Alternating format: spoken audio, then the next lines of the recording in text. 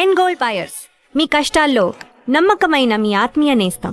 Okay, అంటే రాఘవేంద్రరావు గారి దగ్గర కూడా మీరు ఒకానొకప్పుడు ఇది బాగాలేదు, ఈ స్టోరీ బాగాలేదు అని చెప్పని అది కూడా అది అసలు లైఫ్ లో లెసన్. ఇందాక చెప్పేదానికన్నా ముందు జరిగిందా తర్వాత జరిగిందా అది?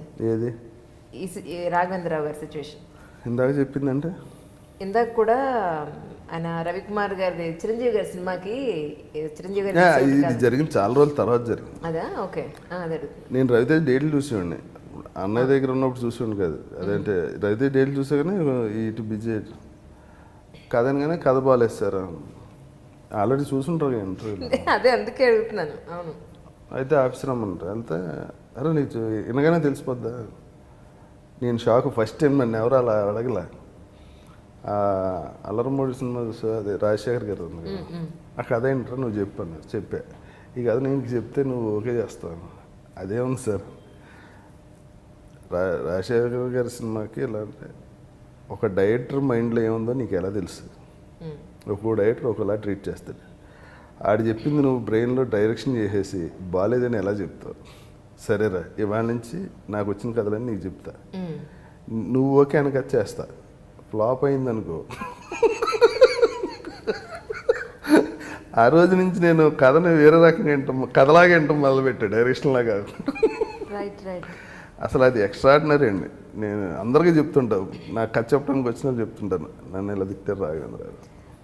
F2 కథ మీరు విన్న తర్వాతే నాకెందుకు చెప్తారు F2 కదా? లేదా అంటే మీరు ఇప్పుడు ఆయన డేట్స్ చూస్తున్నారంటే డేట్స్ అంటే ఇప్పుడు కొత్త వాళ్ళు కొత్త రేట్లు చెప్తారు కానీ పెద్ద రేట్లు చెప్పరు కాదండి. పెద్ద డైరెక్టర్ మనకు డైరెక్షన్ చేయటం ఎక్కువ అనిపిస్తుంది కదా. అంటే ఈ కథ ఒకసారి మీ దగ్గరికి వచ్చినప్పుడు ఏదైనా ఒక కథ నా దగ్గర రాదండి. ఇప్పుడు దిల్ రాజు గారు ప్రొడ్యూసర్, అనిల్ వరుసగా హ్యాట్రిక్ ఇచ్చిన డైరెక్టర్ కదా, డైరెక్ట్గా వెంకటేష్ బాబుని అప్రోచ్ అవుతారు. బాబు టైం కనుక్కుంటే వాళ్ళు వెళ్ళి మాడుకుంటారు. ఇంకోటి ఏంటంటే అండి, ఇప్పుడు నిఖిల్, రాజ్ తరుణ్, నవీన్ చంద్ర, విష్ణుబాబు వీళ్ళందరూ ఏంటంటే, నేను ఏదైనా షూటింగ్లో ఉన్నాను అనుకోండి, బాబు ఆడు దొబ్బేస్తున్నారు కథ కదా అంటే నేను ఖాళీగా ఉన్నాను పంపించాను. వాళ్ళు విన్నాక నన్ను వినమంటారు, ఈయన మళ్ళీ వస్తాడు, వాళ్ళకి నచ్చింది సార్. అరే వాళ్ళకి నచ్చుదో లేదనే కదా నేను వింటున్నాను, వాళ్ళకి నచ్చాక నాకెందుకు చెప్తా చేసే. నేను విన్నా అసలు, నేను చాలా సినిమాలు మా హీరోలే కథ విన్నాను, వాళ్ళకి నచ్చితే చేసామని చెప్తాను. నేను వినేది ఎందుకు, వాళ్ళు బిజీగా ఉంటారు, వాళ్ళు టైం వేస్ట్ చేయటం ఎందుకు 2 hours అని చెప్పి. వాళ్ళు ఖాళీ ఉన్నప్పుడు ఒక్కోసారి నిఖిలే చెప్తాడు, సార్ ఆ కథ బాగుంది అది చేద్దాం సార్, చేసే. ఆడు వచ్చి కథ వద్దు, హీరోకి నచ్చడం కోసం కదా నాకు చెప్పి, టైం వేస్ట్ చేయొద్దు, ఇంకా చాలామంది చెప్పాల్సి ఉంటుంది నువ్వు హీరోయిన్లకి, ఆర్టిస్టులు, అది చెప్పు ఎన్ని కనీసం. ఇన్నాళ్ళు మీ జీవితంలో మీరు నేర్చుకున్నది ఏంటంటారు? మళ్ళీ దేవుడా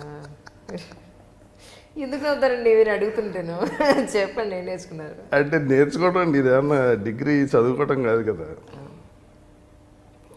ఒకటి మాత్రం అండి, మన దీనికోసం అవతలను బాధ పెట్టకూడదు అన్నది నేర్చుకోవాలి అందరూ.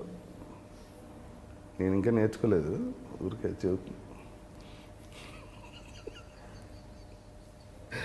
మీరు అలా ఫార్మల్గా ఏం నేర్చుకున్నారు, మీరు చేసిన మిస్టేక్స్ ఏంటి? పెద్ద పెద్ద వాళ్ళు ఇంటర్వ్యూ చేసినట్టు చేయకండి, కొంచెం మీ స్థాయి తగ్గించి చేయండి అని. మరీ టూ మచ్ అసలు.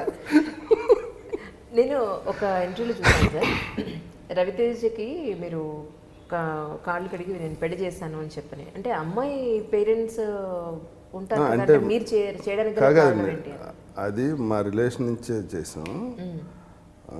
అప్పుడు ఏంటంటే వాళ్ళ మదర్కి, అదే రవితేజ వాళ్ళ అత్తగారికి బ్రెయిన్ ఆపరేషన్ చేశారు. అందుకని నేను మా ఆవిడికి అడిగాను. అంటే ఇప్పటివరకు మీరు చాలా ఇంటర్వ్యూలో చెప్పారు, అందుకని నేను అవేమి టచ్ చేయదలుచుకోవాలి. అంటే ఎందుకు, ఏంటి, గొడవ ఏంటి, ఇదంతా నేను టచ్ చేయదలుచుకోవాలి, అందుకే నేను అడగట్లేదు, క్వశ్చన్ అడగట్లేదు అన్నప్పుడు మళ్ళీ చెప్పడం ఎందుకు. నేను ఇది వినలేదు నేను ఎక్కడ. ఏంటంటే అంటే మీరు ఎందుకు అడగాలి, వాళ్ళు ఎప్పుడు వాళ్ళ ఎవరు అడగలే ఇలాగే, మీ అంత డెప్త్ లేదు వాళ్ళకి.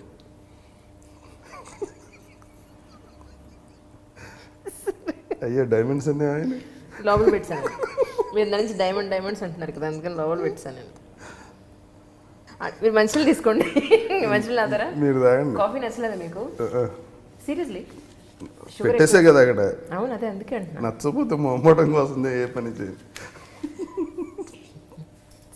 నేను కూడా అంతే అసలు నచ్చకపోతే అసలు సమస్యలే. ఏదో అడగపోయారు అడగదు. ఈటీవీలో మీరు స్టార్టింగ్ కొద్ది రోజులు అందం సీరియల్లో చేసినట్టు నాకు బాగా గుర్తు. అంటే మూవీస్లోకి రాకముందు మీరు లేదండి, వెళ్ళడం జరిగిందా? మూవీస్లోకి వచ్చి హీరోగా చేసి వేషాల్లాగా సంక్రాంతిపోయినప్పుడే వెళ్ళా టీవీకి. నేను హీరోగా చేసి ఆ సినిమా రిలీజ్ అవ్వలేదండి. అవును. అప్పుడు ఎవరి దగ్గరికి వెళ్ళి వేషం అడిగిన హీరో చేస్తున్నావు కదా నువ్వు మళ్ళీ వేషాలు ఎందుకని ఇవ్వాల. 1 year ఖాళీ గ్యాప్ వచ్చింది. అప్పుడు ఫైనాన్షియల్గా బాగా స్ట్రగుల్ అయ్యాను. 2 ఆడపిల్లలు ఏంటి ఏం అర్థమయ్యేది కదా, ఎందుకంటే మనకేం కూర్చుని తినేంత ఆస్తులు లేవు, ఏదో సంపాదించాలి. మనకేమో ఈ యాక్టింగ్ తప్ప ఎవడో ఉద్యోగం ఇచ్చి పొజిషన్ ఇచ్చినా చేసి ఇది కాదు కదా, మనకు నచ్చని విషయం అది. ఏం చేయాలో అర్థం కాక అప్పుడు ఓ రోజు సుమన్ గారిని కలిశాను. సార్ నా పరిస్థితి బాగాలేదు సార్, ఏదన్నా. అయ్యో మీరేంటండి మీరు సీరియల్ చేస్తారంటే అంతకన్నా ఆనందంగా ఉందని. అప్పుడు అన్నం నా కోసం అప్పుడు చేశారు. ఇంతవరకు సీరియల్ హిస్టరీలోనే సినిమాలాగా ఒక 6 songs ఉంటాయి నాకు అందులో. 6 పాటల అందులో నేను క్లాసికల్ డ్యాన్సర్ అని తెలిసి ఒక క్లాసికల్ సాంగ్ రాశారు. ఆ సాంగ్ మొత్తం డ్యాన్స్ చేస్తా. నేను కూడా చెప్పండి. తర్వాత మొఘల్ గార్డెన్స్ కొత్త కట్టారు అప్పుడు అక్కడ.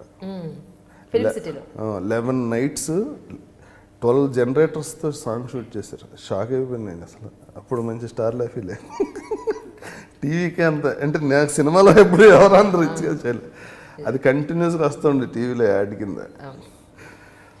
మీ అమ్మాయి ఇద్దరికి చాలా మంచి సంబంధాలు వచ్చాయని చెప్పని విన్నాను. వచ్చినాయి అంటే మీ గురించి అడగడానికి తెలిసిన వాళ్ళకి ఫోన్ చేస్తే ఆయన బాగా అరగంటూ అవతల వాళ్ళని టక్కన హట్ చేసేలాగా మాట్లాడారు. వాళ్ళ పిల్లలకి చాలా మంచి సంబంధాలు వచ్చాయి, ఆయన ఆ విషయంలో చాలా అదృష్టవంతులు అన్నారు. ఓకే, అందుకని వాళ్ళు ఎంత టచ్ చేసినా నేను మాటలతో. తన డెర్మటాలజిస్ట్ అండి పెద్దళ్ళు. ఓకే. చిన్న మార్కెటింగ్ మేనేజర్ చేస్తాను. హ్యాపీ. పరుచూరి బ్రదర్స్తో మీకు పరిచయం ఏర్పడింది యాక్చువల్గా సర్పయానికి వాళ్ళే కదా డైరెక్టర్స్. ఓకే, నేను రైటరే అనుకున్నాను కాదా? సర్పయాన్ director Paruchuri brothers. Right right. ఆ తర్వాత వాళ్ళు అన్ని సినిమాలు నాకు చాలా మంచి వేషాలు రాశారు. నేను చాలా కాలం సస్టైన్ అవ్వడానికి మెయిన్ రీజన్ బ్రదర్స్. అంటే వాళ్ళు విపరీతమైన బిజీ రైటర్స్ అండి. 4-5 సినిమాలు రాశారు. వాళ్ళు ఏంటంటే బాగా తెలిసిన వాళ్ళు పేర్లు పెట్టి రాశారు క్యారెక్టర్. రవీంద్ర అని చెప్పి రైటింగ్లోనే ఉంటుంది. ఇప్పుడు రవీంద్ర అని చెప్పి కథ చెప్పేశాక వేరే వాడిని మీరు ఆలోచించలేరు కదా. కరెక్ట్. అలాగే కొంచెం బిజీ అప్పట్లో. ఇప్పుడు మీరు చేయట్లేదండి, నిజం చెప్పండి. ఇప్పుడు కూడా కాదండి, యాక్చువల్గా అందులో దిగి నాగాకి నేను బ్రహ్మాజీ ఇద్దరు ఉండాలి ఆ సాంగ్లో. నేను డ్యాన్స్ అయ్యి బాగా చేస్తాను హీరో చేసానని చెప్పి ఫోన్ వస్తుంది. ఏడి బ్రహ్మాజీ అని బయటికి వెళ్ళాడంటే సర్లే అని పెట్టేసి సాంగ్ స్టార్ట్ అవుతుంది సినిమాలో. సోలో సాంగ్ చేశారు బ్రదర్స్ నాకు. Okay okay. అది అదిరిపోద్ది. అది ఎంత గొప్పగా ఉంటుందండి అండి ఆ సాంగ్.